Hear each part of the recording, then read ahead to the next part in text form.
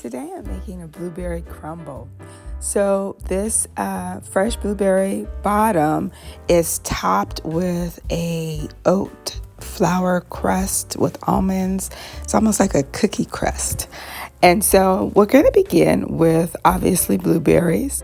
I have 1 cup of blueberries and I'm using 2 to 3 tablespoons of butter. I've cut them in cubes so that they will defrost faster. Next, I'm using a 1/4 cup of flour, all-purpose flour, and a 1/4 cup of rolled oats.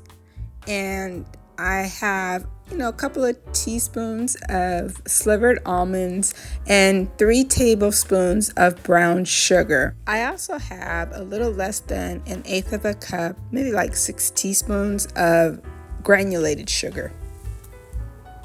For this 1 cup of berries, I have a 1/4 teaspoon of lemon zest as well as a teaspoon of lemon juice. And I'm going to begin by mixing my lemon juice with my berries as well as the zest. And so I'll combine that, and then I will take my sugar and I will add that as well and coat the berries. Now, because I'm not using cornstarch, I'm going to take a couple of teaspoons of flour and add those to the berries so that it'll create a little bit of a thickening agent for the crumble.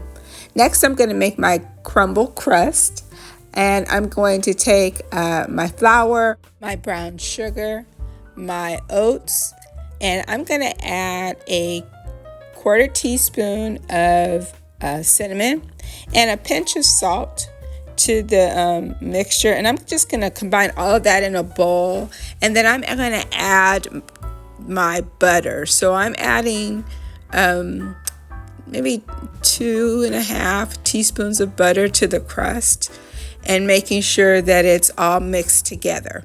Next, I'm adding my almonds. It looks like I ended up doing a 1/4 cup of almonds. I ended up wanting a few more nuts in it.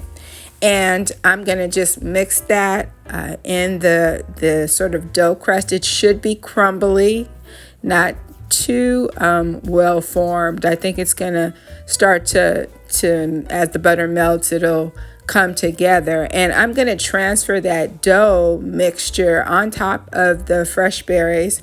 And I'm going to place them in an oven for 40 minutes on 350 degrees. And when it's done, it will look like this. You can serve it hot with your favorite ice cream, and that is a blueberry crumble.